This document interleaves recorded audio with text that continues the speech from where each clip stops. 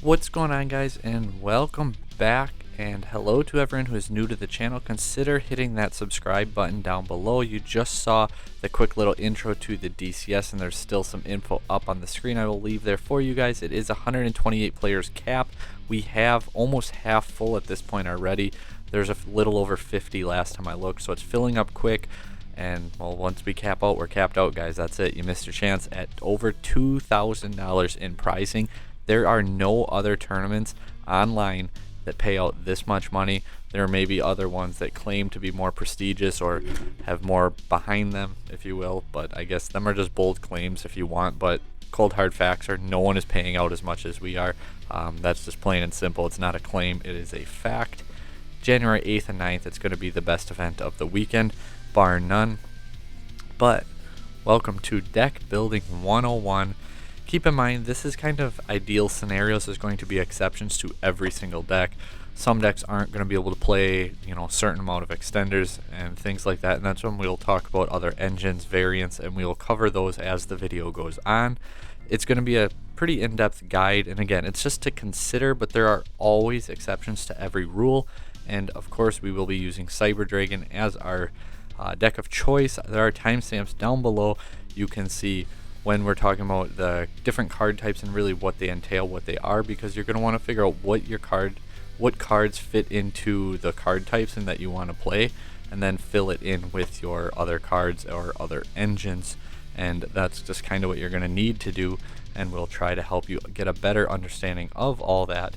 So we'll go over the card types, and then again, we're using Cyber Dragon, so I'm going to show examples of these types, and stick around for that because you can then get a better understanding of the types by seeing examples. Be like, okay, my card fits here and I can put it here, and then you can kind of build it and deck build and make your deck more consistent and do what you want to, hopefully a little more often. And then finally, if you're not interested in Cyber Dragon at all, you can skip over the final part. I'm going to show my current deck list, and we'll break it down into the different groups like this and talk about them individually that way. So keep that in mind. We'll do that there. And okay, going forward though, different types of cards. Obviously the big one, the starters. We're going to start with our starters. Sometimes starters can double up as extenders too, like Cyber Dragon has Cyber Emergency, which is a starter. But if you open Cyber Dragon Core, it also can be an extender if you open both of them, because you can still play Core to start your plays and use Cyber Emergency to continue your plays. Whereas, say, Alistair the Invoker isn't really an extender. Cyber Dragon Core, also not an extender. It's just a starter. It's like, well, if you open it with this card, yeah, but that's the extender. Core is a starter. Emergency can be a starter or an extender. Kind of, it's pretty self-explanatory in that regard. Starters do plays on their own, whether it's a one card combo or it's like one card, one disruption. Like Core can make Dragoon, Core can make DPE, Core can use the Cyberdark engine, and you need a couple discards, but in your starting hand you're gonna have that, so Core can make 12,000 damage OTK. Like, starters can do plays on their own. They don't need other cards, or the other cards that they need are just basically random cards that you will have. So to me, that is really what a starter is. They don't need other cards, other than discard, but again, you're going to have discard. So kind of, does your card make a disruption? Alistair makes Makaba. Alistair can go into an invoked monster. Like, it's a starter, it starts your plays. Scrap Recycler dumps X card into the graveyard, and then like Scrap Recycler dump Nightmare, Nightmare banish, dump Wand, banish Wand, summon Nightmare. Like, Scrap Recycler is a starter. You get the point here. Like, Torn Scales, another starter. You summon it, discard. Again, you have 4 other cards if you're going first. Discard, starter. That's your combo. So that's really what starters are in the gist of it. Bringing us to the next one that everyone knows, extenders. We already kind of mentioned it, but we're going to split it up into 2 different categories. There's superior extenders and inferior extenders. I know I read an article like way back about this, and I think them were the two terms they used, and I liked them, so I kept them. I know the superior was, and what the difference is here, like enough superior extenders will actually be able to like forego, you won't need a starter. A lot of time, like 2 superior extenders will actually be the equivalent of a starter. Like if we open Galaxy Soldier Hers, that's a play, that's a combo line. Like you have 2 superior two superior extenders, you don't need core for that starter. So if you open enough of them, they can actually do plays, but that doesn't make them starters on their own because they need other cards to do anything. Machine Dupe doesn't do anything on its own. You need other cards to do it. So superior extenders are really that. They're can do combos if you open enough of them and the right ones, but like typically one superior extender and a starter will do like a good combo. It's different for every deck, but like that'll do your main line of play. For sure 2 of them will do, you know, any combo your deck should need to do, because, you know, be realistic here, over 3 card combos, like it's not going to happen. Inferior, if you open too many, they can be bricky, because these are cards where it's not, well, if I open this card with this card, I can go off. It's, I need to open this card with this card and probably this card. And, you know, again, there's going to be slight exceptions to these rules, but for the most part, there's not going to be a ton of them here. I didn't mention it with the starters. 40 cards, I like to run like 10 plus if possible, like 10 to 12. You want to open one roughly 80% of the time. So if you're playing 50, 60 cards, do the math. What's 80% of 50? What's 80% of 60? And that's ideally how many starters, well, 80% like opening. So I don't know, 50, I'd have to go on a hyper geometric distribution calculator or deculator. I'll put 2 links down below. I like to use both of those websites when figuring out the math for the decks, because they're really simple. You just put your decks in, or put in all your starting hand size, successes, everything like that, and it gives you a percentage. So if you're playing 50, 60 cards, you still want to have a starter 80% of the time. So if that means you have to play 14, 15, 16 starters, that's ideally what you should do, because as you increase your deck size, you want to increase your starter count, your extender count, and everything. You don't want to just put in 10 more hand traps, because your decks are going to get way less consistent. You'll see hand traps more, but that's not going to do a whole lot for you.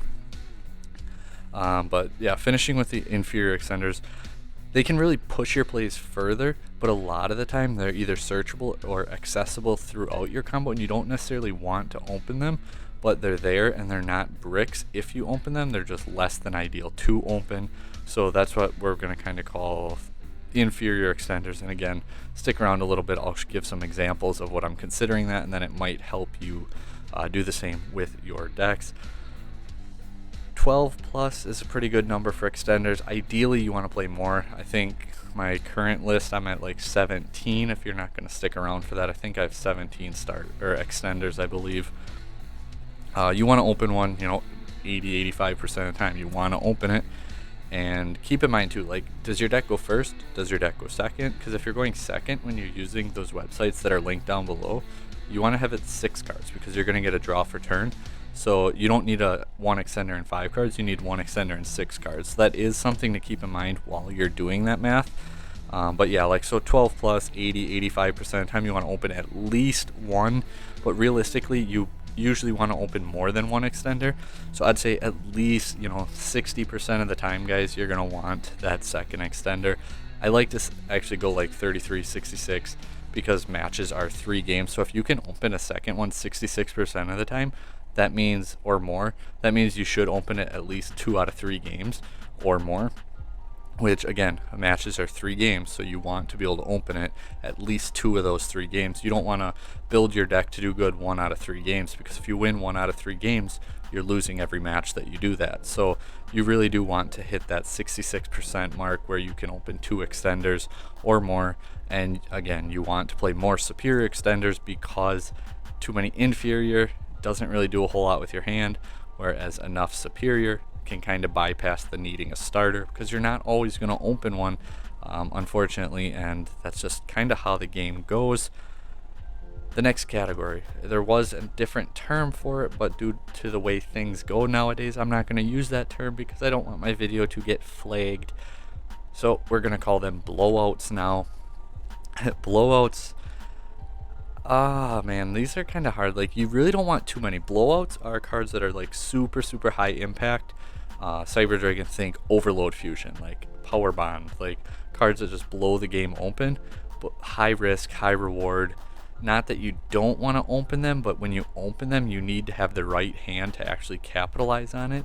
And again, most of the time, these cards are going to be accessible through your combo, and that's why you don't need to play a whole bunch of them, because your combo line, if things go right, like Verde can get to Overload Fusion. So, you know, if things are going right, you can access your blowouts through your regular play lines and combos.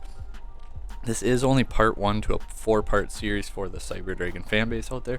We will cover rulings, variants, tips, tricks, all that, and some other good stuff. So make sure you do hit that subscribe button, and we will try to bring you the best Cyber Dragon content that we can. Kind of said everything I wanted about blowouts. So how many blowouts should you play? Some decks don't need them. Like, let's be honest here, some decks do not need these type of cards, so you can play 0 and not have to worry about it all. Would I want 2 in 40? I wouldn't want to play more than 2 in 40, honestly. I know with like Cyber Dragon, Overload Fusion, we used to play 3, and Verde, if it got hit on the ban list, maybe people would go back to playing 3. And I do get it, and you can, I just don't like to. But that's one of those exceptions where you might not like to do it, but it might be necessary. And like that's the big difference between like tier 1, tier 2 rogue decks. Tier 1 decks will have absolutely no problem whatsoever following the guidelines and doing everything they want, everything consistently, you know, opening well way more than 2/3 of the time. Tier 2 is going to slightly struggle a little bit more here and there. Rogue decks aren't going to have 10 starters. Rogue decks are going to, you know, have to play more blowouts. They're going to have to play more engines in order to compete and do these things. So that really is what helps separate the tiers too, is if they can kind of stick to the guidelines. But like, if you got, I really wouldn't want to ever play more than 3 blowouts. But if you play 3, I get it. Sometimes, like, deck dependent, you might have to do it. I actually just had this conversation today with someone about Overload Fusion particularly, because every time I open it at 1, I pretty much win those games, but at 3 you open it too much, and then you do open it in those dead hand situations, and it just makes your hand so bad, and you can't capitalize on it. So it's kind of one of those things that's tricky, because at 1, when you see it, it usually goes off and does well. At 3, you see it too much, and it's like, why am I playing this at 3?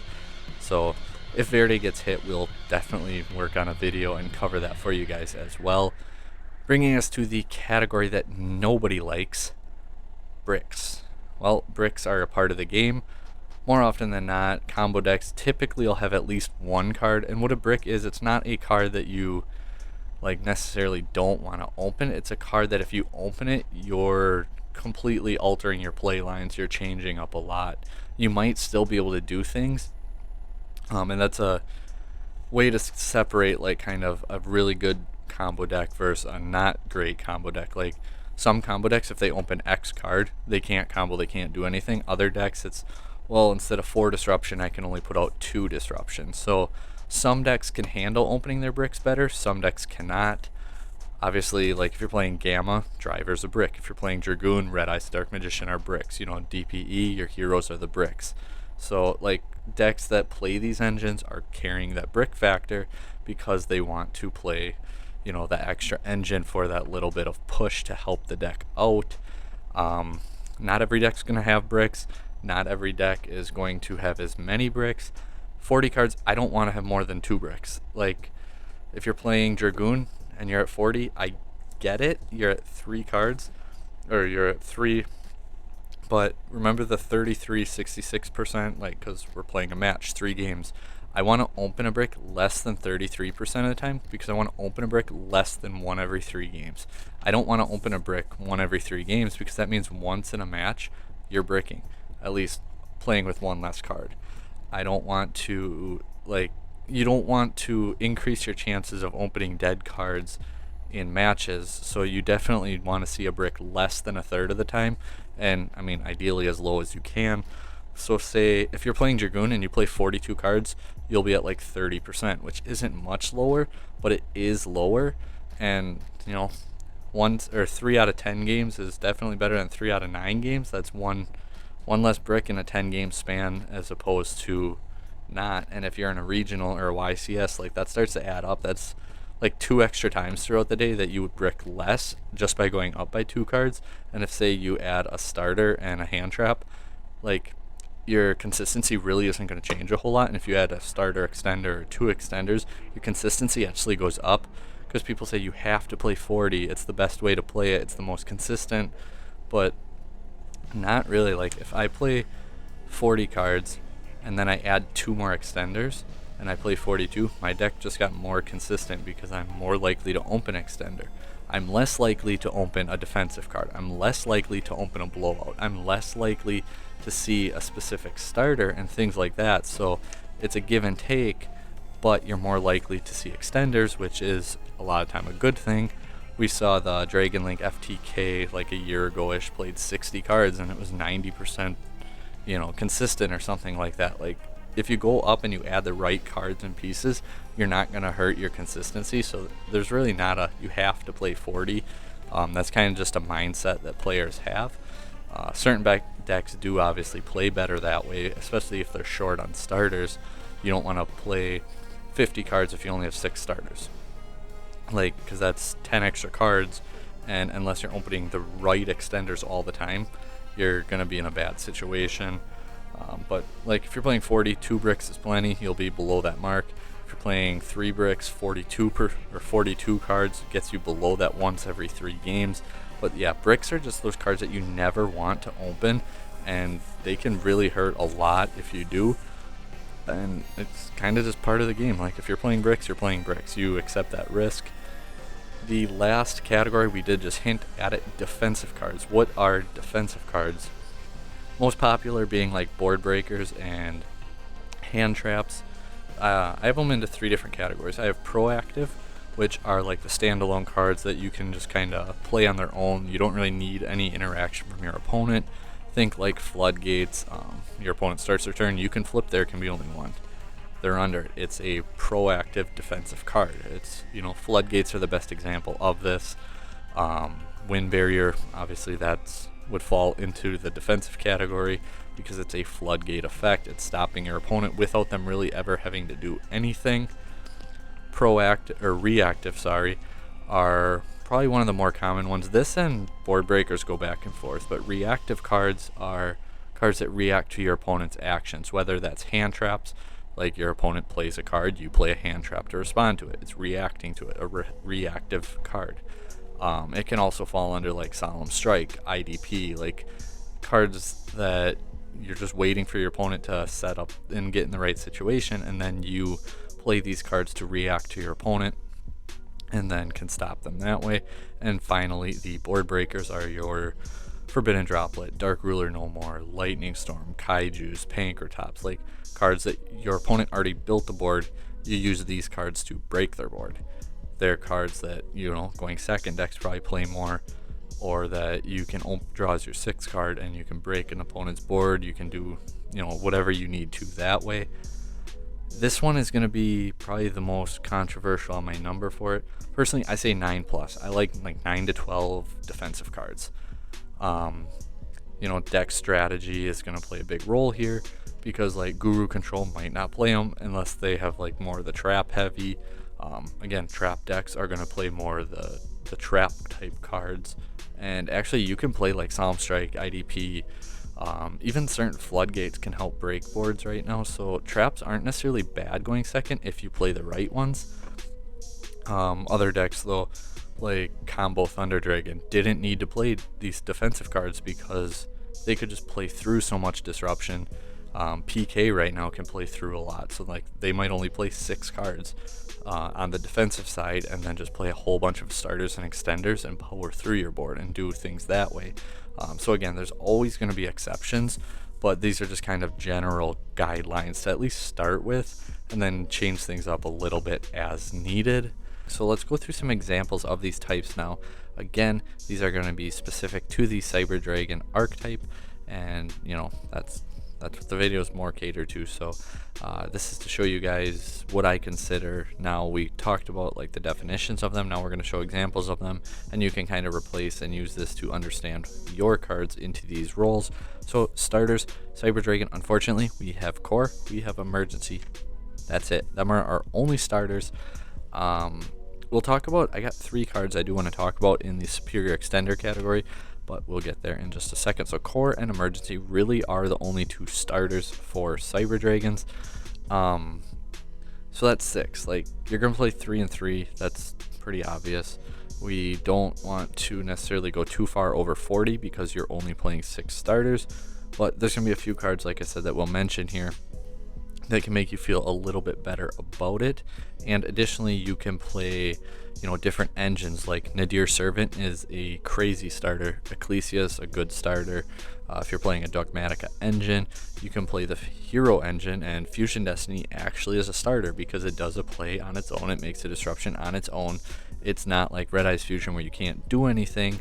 I know technically makes a disruption on its own, but like Fusion Destiny, you can do all your plays and then you can play it, so it's really not a brick. You can open it, you want to open it. Personally, I love playing 3, and that's just kind of another starter. So I have 9 starters, playing 42. We'll cover that very shortly though, and then throw the numbers out behind that. So moving on to our extenders, superior extenders, we have quite a few though. Like both extender categories, we have quite a few. There's going to be more. I'm leaving cards out. I'm trying to stay with more relevant cards for different variants that we see, whether it's like the cyber style variants, whether it's the trap variants or the pure variants. I wanted to stick more to cards that we actually see play. So we have Cyber Dragon, Hers, Galaxy Soldier. Obviously these are 2 big ones. Cyber Repair Plant, Machine Duplication, Cyber Dark Realm, Cyber Dark Claw because it can get to Realm. These are some of our superior extenders. We also have Cybernetic Horizon, Small World, and Prosperity. Those last 3 I do want to mention because they're technically not starters because they do need other cards or they're not guaranteed. Prosperity is not guaranteed to get you core or emergency, but I mean, if you're digging, especially if you're digging 6 cards, like, you're very, very likely to get to what you need. So it's not a starter, but it's a starter, if you get my drift. And then Horizon and Small World, both of those cards, like the requirements they need, technically they need another card, so I'm not considering them a starter because you're not guaranteed to open the other card that you need. So it's, it could be dead in your hand, it could be unplayable in your hand, so it's not a starter by my definition. But Horizon and Small World are also those cards where way more often than you will open them, so they're live and they can enact as a starter, if you will, but technically are not starters. And again, Cyber Emergency doubles up as a superior extender because if you open core, it still is usable. It's not a dead card. It's not like if you open Meltdown and Alistair, like, realistically you don't have 2 play lines there. Like, you don't. If you open core and emergency, you do. You search Repair Plant, and then it's OTK, it's double disruption, it's multiple different end boards. And so certain cards can do double up and do that. Them are just 2 easy examples that we have. Inferior extenders, we have Cyber Dragon Naxter, we have Cyber Dragon Fear, Dry, Cyber Dragon. Some people would say that it's a brick, and it can be, yes, but if you open one, going second, is it really a brick? You special summon it, you're starting to play, it's a not good extender, but it is helping your play, it's helping your extend what you can do further. If you open 2 of them, guess what? That's not good, but that's why it's inferior extender. If you open too many inferior extenders, you can brick. But if you open just the one, you're not really in that bad of a spot. So, keep that in mind.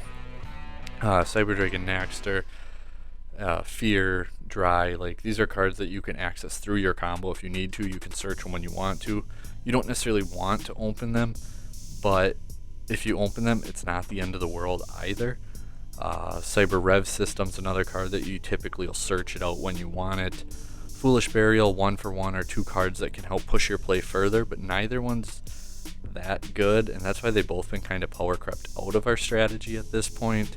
Cyber Dart Cannon obviously can extend a little bit more if you're going for that certain variant. Gizmic Yada, it can extend a little bit further. Not personally a big fan of the card, but I've seen a handful of people who are, so I did want to put it in the video for that reason. Again, there's going to be more, guys. Like, I can't sit here, I'm already running out of breath again, and I can't sit here and list every single card, but I want to give you guys a pretty good generalization and understanding of what things are, and you guys can go through, fill in the blanks, fill in whatever you need to with your decks. So, blowouts. What are some of the more popular blowouts that you might be playing with Cyber Dragons? Obviously, we mentioned Overload Fusion and Power Bond by name. Those cards are blowouts. We also have Infernal Reckless Summon, can be a fun one. I put it as a blowout, not a extender, because it takes a little bit more setup than dupe. Actually a decent bit. It's not really hard to set it up, but it does take more setup, and it's very high risk, high reward. If it goes off, it goes off. But it can also brick your hand pretty bad, so it kind of falls into that blowout category. Otherwise, Ultra Polymerization, same thing. Like, it takes a lot of setup, but if it goes off, it goes off. These are kind of blowouts, just a few examples so you guys can see what I'm talking about, see some actual cards that fall into these categories, read them, see what they do, and be like, okay, this card in my strategy follows suit and does this similar thing in that strategy, and then put them into these categories. Bricks. As far as actual Cyber Dragon cards, Network would be a brick if it were played, but nobody plays it for good reason. So Cyber Load Fusion. This is really the only brick. You never ever want to open it. It's not really ever doing anything. If you do, it's not 100% true brick, because someone's gonna be like, I opened it and I won my game because of it, and I was able to break my opponent's board and then use it and win. So it's not technically 100% brick, but who here can honestly raise their hand and say, I want to open this card? No one. Like, come on. We play it because it's searchable through core, which means it's searchable all the time. It's playable through Verde if you want to, but like, Cyber Load Fusion is a brick, and certain variants play it and they play it well, and I'm not saying not to, but most of them really have cut the card out because it's just not necessary. Other common bricks, Driver, Dark Magician, and Red Eyes, your heroes, like, these are bricks, the more commonly played ones. And that brings us to our defensive cards. So I just have a few examples on the screen here. Obviously you can see we already mentioned like Kaiju, Pankratops, Alpha, King of Beasts. Like, these are, well, those three all fall into the board breaker type cards. We have a few hand traps on there, which are our reactive cards, you know, Ash Blossom, Droll. You can put DD Crow, you can put Imperm, you can put any cards here. I just wanted to put a few examples on the screen. Some more board breakers with, you know, Dark Ruler, with Droplet, Lightning Storm, Cosmic Cyclone, more cards that are breaking your opponent's board. They're doing something after your opponent establishes it. Cosmic Cyclone actually doubles up as a reactive one, because you can set it and use it on your opponent's turn and hit a trap after they set it. You can hit a field spell, continuous spell, so that way it can't resolve. It can be reactive too. It doesn't always have to be a board breaker. So otherwise we have traps like Overflow is going to be here. We have Ice Dragon's Prison. We have your Floodgates, your Solemn Strikes. Like, we already mentioned the three different types here. These are just a handful of examples, and we'll do videos on board breakers going second cards. We'll do videos on the best traps. I have a handful of different videos for the current format, not Cyber Dragon related, but just as like a nutshell, general best traps that you can play in your trap deck, best board breakers that you can play in your going second deck, things like that. So that's kind of just some examples of the cards.